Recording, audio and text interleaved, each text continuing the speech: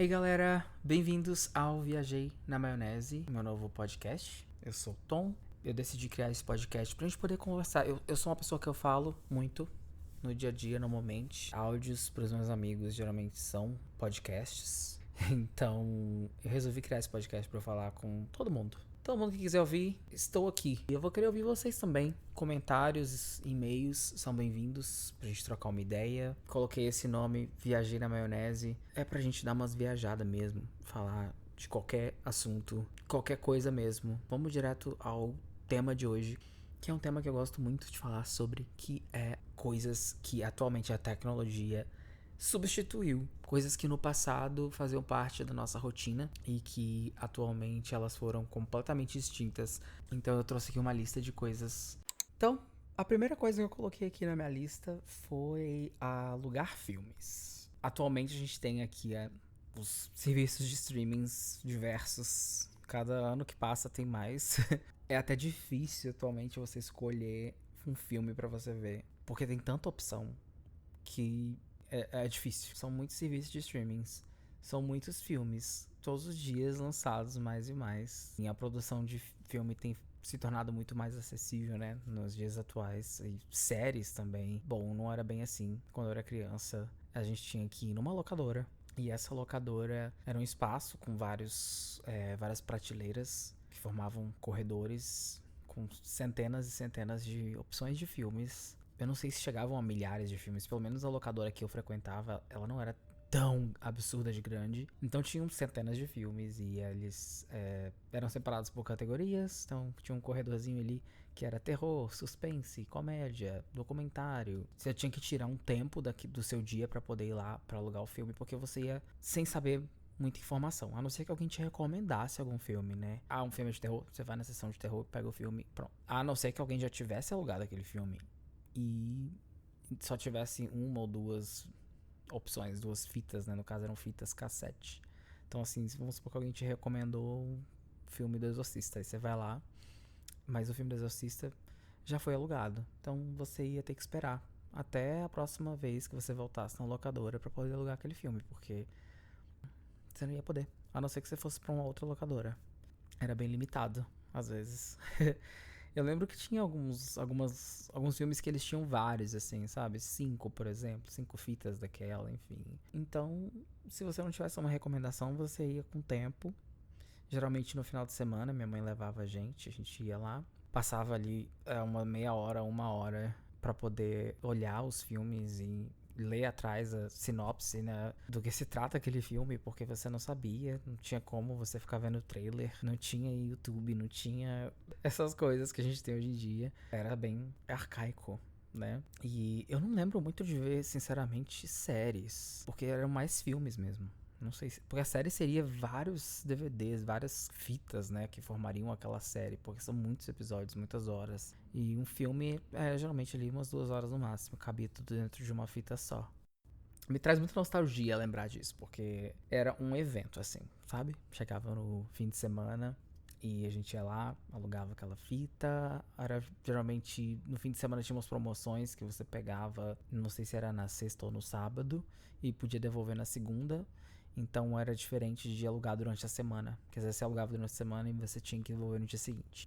Era muito bom, muito gostoso ir lá e passar aquele tempo procurando e vendo o que você ia levar pra casa. Depois chegar em casa e ver aquele filme, né?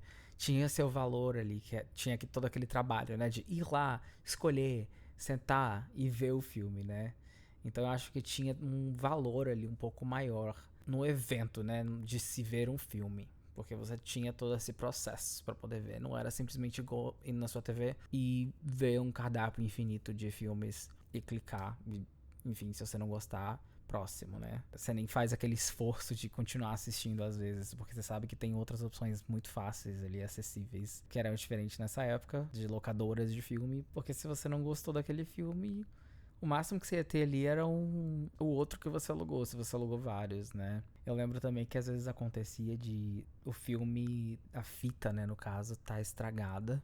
Tipo, chegava ali a fita e na hora que você colocava, de repente você tá vendo o filme, dali a uns 15, 20 minutos ou na metade do filme, a fita não anda pra frente e aí você não consegue saber o que vai acontecer naquele filme. Não tem nada que você possa fazer a respeito disso. Com certeza você vai ter o seu dinheiro de volta ou vai ter um crédito lá na locadora quando você contar pra, né, voltar lá, levar aquela fita e a pessoa verificar que aquela fita realmente tá com defeito. Mas assim, você não iria saber o que aconteceu e era terrível. Eu lembro também de ter que rebobinar a fita. Rebobinar é uma palavra que nem se usa mais, gente. Pelo menos eu nunca mais escutei. Que é o fato de você voltar. A fita você coloca dentro daquele aparelho, ela vai rolando, né? Literalmente rolando aquele filme.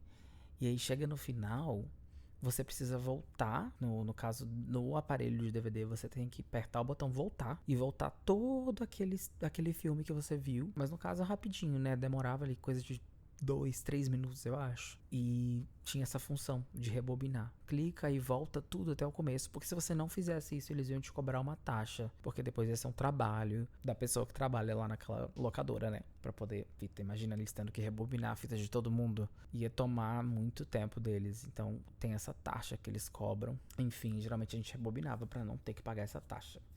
Você também tinha um prazo limitado pra ver o filme, né?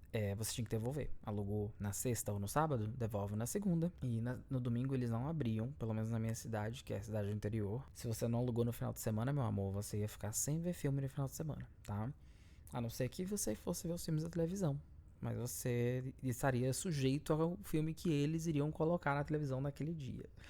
A não ser que você tivesse dinheiro pra pagar TV a cabo, né? A classe média, pelo menos ali, meus amigos, não tínhamos muitas dessas condições. Então a gente tinha que ver o filme alugado mesmo. Ou o filme da sessão da tarde, ou um filme que passava na televisão. Que muitas vezes eram repetidos. A próxima memória é a memória do orelhão. Você sabe o que é um orelhão?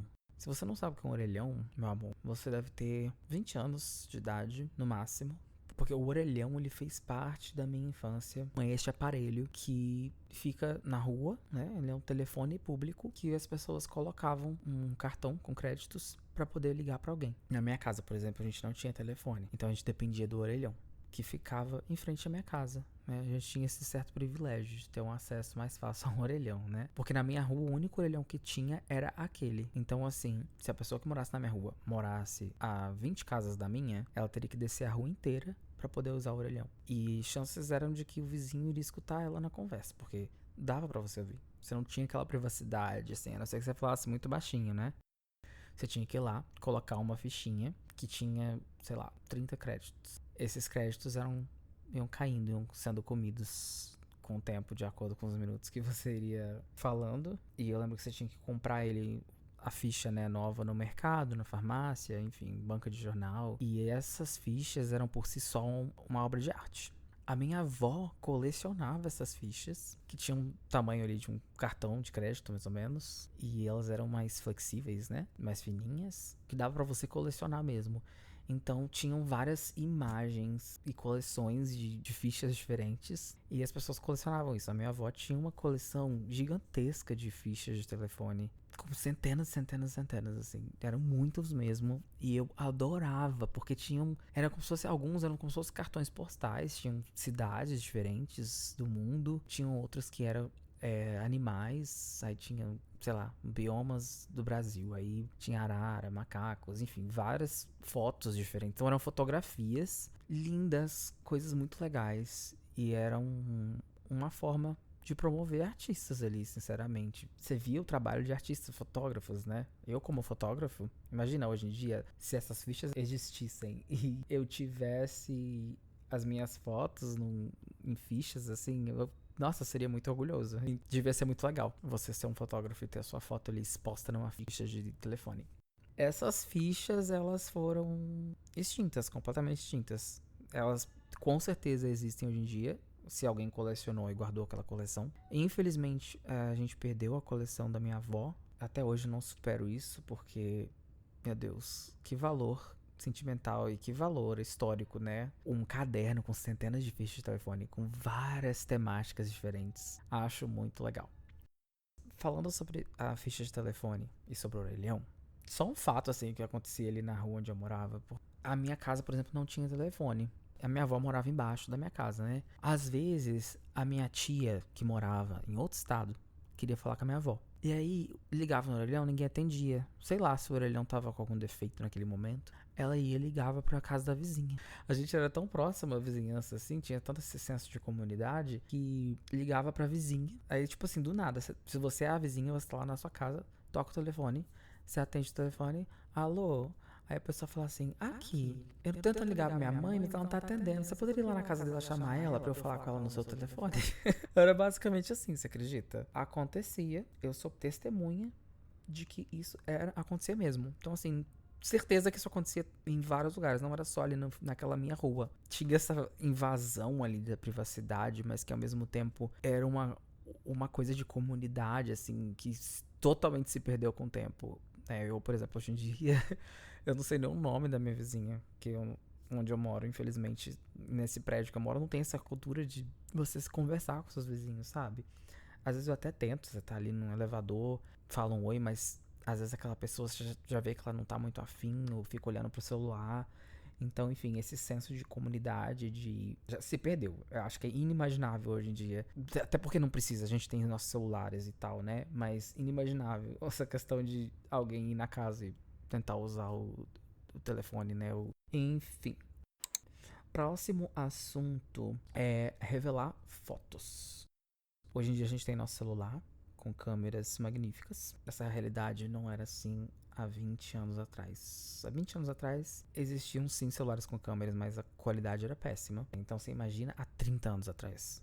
Eram câmeras analógicas com filme, rolos de filme que você tinha que comprar. E esses rolos de filme custavam dinheiro, né? Eu não sei quanto custava, mas eles tinham 36 poses, né, que fala. Então você ia lá, comprava aquele filme, colocava na câmera, teria 36 opções para poder tirar a foto, né? Então você ia para uma viagem, comprava ali 1 ou 2 rolos, né, de filme, colocava na câmera e teria que selecionar muito bem os momentos que você iria fotografar, né? Não é como hoje em dia que a gente tira milhões de fotos e depois escolhe as que você quer ou não quer. Não era assim. Você tinha que tirar 36 fotos. Todas elas tinham que sair maravilhosas. Senão, você teria que usar um outro rolo de filme, que seria mais custoso. E também revelar custava dinheiro. Custava mais caro do que o filme, né? Então, tinha esse rolê. E isso fazia com que a fotografia tivesse um valor maior. Porque você escolheria o momento para usar aquela câmera, para tirar aquela foto. Não seriam fotos assim completamente aleatórias, né? A não ser que você estivesse sendo bem criativo mesmo, mas a ideia era você registrar momentos. Então, se levavam esses rolos de filme, nem sempre o resultado eram os melhores. Às vezes a pessoa colocava o dedo na frente da lente e acabava saindo uma imagem completamente assim de um dedo.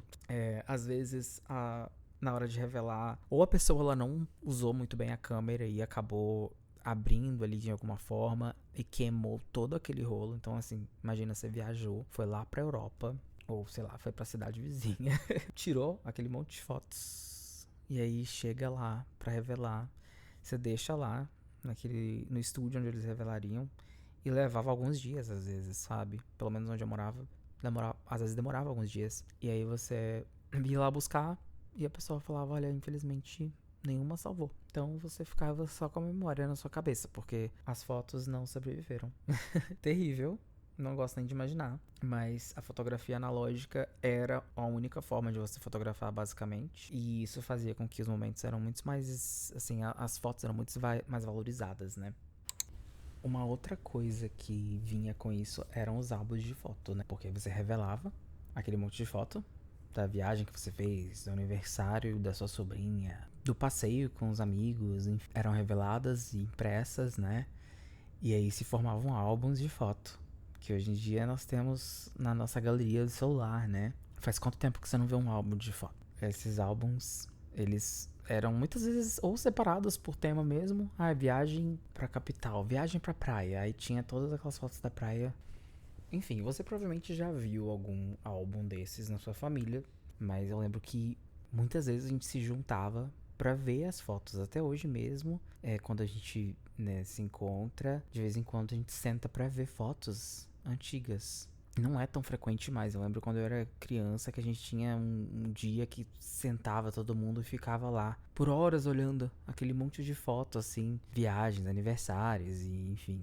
Era como se fosse um evento mesmo, só de olhar apreciar, né, aquelas fotografias, né? Não é como hoje em dia. A gente tira foto e posta, dali a pouco, se for no Stories, a foto já sumiu. Álbum de fotos, né? Pelo menos ninguém senta pra ver. Bom, eu pelo menos nunca sentei com amigos pra mostrar as fotos que eu tirei, assim, sabe? Parece que as pessoas não estão nem interessadas, né? De ficar ali sentado, ok, próximo. Então eu acho que isso meio que se perdeu também, sabe? Que é aquele álbum de fotografias. Então a fotografia analógica hoje em dia tá de volta, né? Tem aí essa tendência de tirar fotos com câmeras descartáveis, câmeras de filme. Eu particularmente gosto muito, mas já não é mais aquela coisa como antes, né? Que antes era exclusivo, a gente só podia fazer dessa forma, né? Não tinha a opção do celular. Outra coisa que eu acho legal, que a gente não usa mais atualmente, era o uso de escrever e mandar cartas. Atualmente temos aqui o WhatsApp ou mensagens ou direct. Escolha aqui a forma de mandar mensagem. É muito fácil, muito prático. Tem vídeo chamada que a gente pode conversar ao vivo. 20, 30 anos atrás não era tão assim. Não existiam celulares. O telefone também não era extremamente acessível, né? Como eu falei na minha infância, eu não lembro de ter um telefone. Tinha ali o orelhão, né? Que a gente falou aqui, mas a carta, ela era muito usada. E em algum momento ela era exclusiva também, não tinha uma outra forma, né? Tinha que ser enviada uma carta. E para isso você tinha que sentar numa cadeira, né? Escrever numa folha ou em várias folhas a mensagem que você iria enviar para alguém.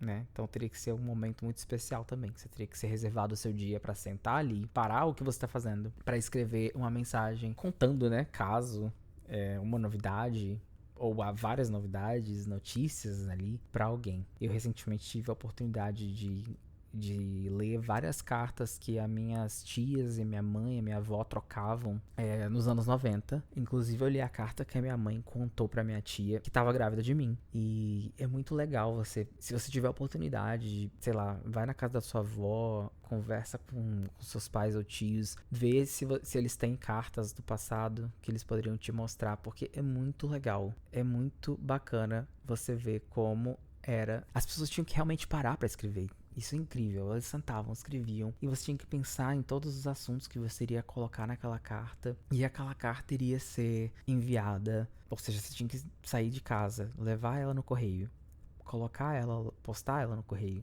E ela demoraria dias pra chegar até a outra pessoa.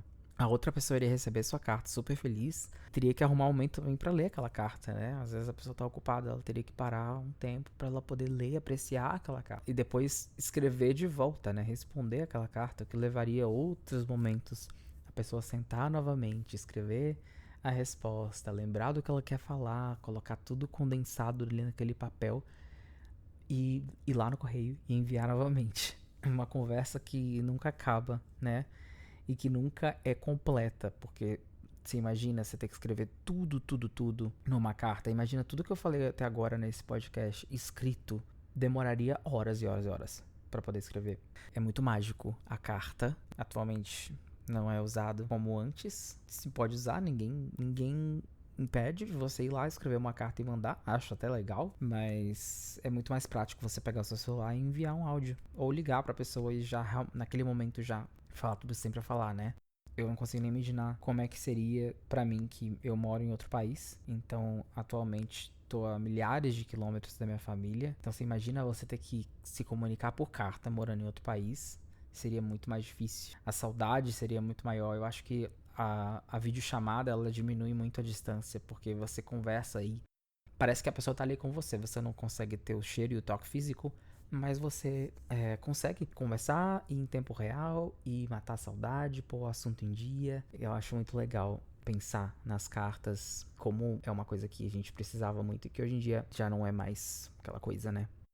Então eu acho muito legal essa lembrança nostálgica, assim, do passado. Eu não acho que tenha, tipo assim, um tempo melhor, um tempo pior. Eu acho que cada um tem a sua vantagem e desvantagem, né? Eu confesso que se eu pudesse voltar e viver uma semana imerso naquele mundo dos anos 80, dos anos 90, eu adoraria. Sinceramente, adoraria essa experiência. Me fala aqui no comentário se você... o que você acha disso, assim. E me fala que outras coisas que você nota também que foram substituídas e que hoje em dia já não é mais a mesma coisa. Basicamente, esse é o episódio de hoje. Eu espero que vocês tenham gostado. Deixem aqui ideias para os próximos episódios. São muito bem-vindas. E, enfim, compartilha se você gostou com algum amigo. E é isso. Te vejo aqui semana que vem. E até a próxima.